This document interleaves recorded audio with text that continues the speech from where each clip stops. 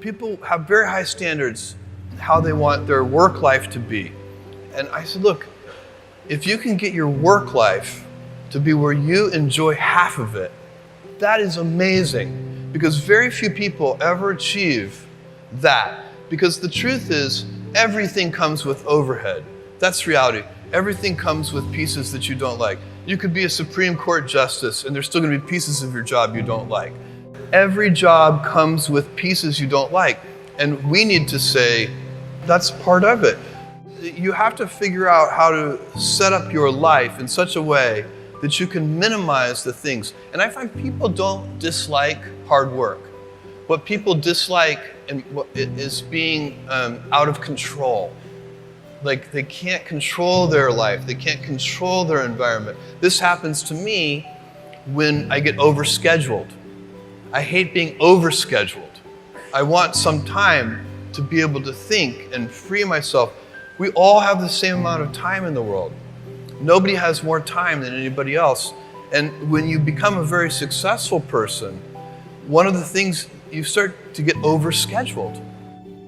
So a young person starting their career, I think there are probably a lot of things. Some of them are very well known and people have heard them many times, they're still true. One of those that you should always focus on, a young person should find something that they're passionate about to do. And that's not going to surprise anyone. It's a clear thing to do. It's very hard. If you don't love your work, you're never going to be great at it. The other thing I would suggest to any young person, even before they start their career, is to really think about their choices. Because I find young people, and when I was young, I made this mistake too. You can get very fixed on your gifts. So everybody has gifts. You know, you have gifts and you have things that you didn't get gifted. Maybe you're extremely beautiful. Maybe you're extremely good at mathematics. There are a lot of things that you can be given. But those things can confuse you because they're not the things that construct your life. It's your choices that construct your life, not your gifts. You can celebrate your gifts. Be proud of them. Be happy of them. Actually, don't be proud of them. Be celebratory of them. But you can't be proud because they're gifts. They were given to you. You didn't earn them. You can only be proud of the things you earn. And so as I got older, I started to realize I wasn't proud of my gifts. I was always good at school. School was always easy for me. And I was always proud that I was a great student. I got A's in all my classes. I was good at math, all of that. And I thought that's who I was. But it's not true.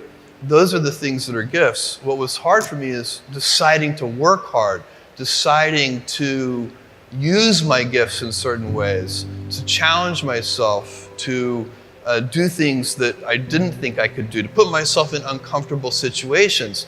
We all I would say to a young person, you can choose a life of ease and comfort, or you can choose a life of service and adventure. Which one of those, when you're 90 years old, are you going to be more proud of?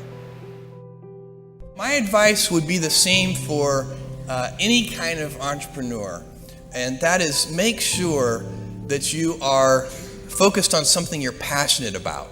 So if you look at the early internet companies, they were started and focused on doing something that they thought was very interesting long before the internet was fashionable in any way. We are currently an underdog once again. We've been in business for 6 years, and there was exactly 1 year where we were not the underdog, and that was 1999. I like the underdog years because it makes, I liked it when all the people we hired, their parents told them they were crazy. Like that was kind of the good era. Fortunately, it's back. In 1999, all the parents were like, giving their brothers and sisters high fives. My son is working at Amazon.com. So that's a very, you can't follow the fashion when you're trying to do a startup company, or I think really anything in life. But you have to, as an entrepreneur, if you're gonna build a company, pick something you think is interesting that has the intersection of genuinely creating real customer value, and then just stay right there and let the wave catch you. Whatever it is that you want to do, there's going to be risk in your life, and risk is a necessary component of progress. You can make any pioneering movements in the world of any kind, whether they be the geographical, physical exploration that I've just been talking about, or whether it be a more cerebral exploration of a scientific field. Or I bet you could ask that question of every speaker here, and I bet that every speaker here has taken substantial risks, whether it be intellectual or otherwise, to achieve what they've done.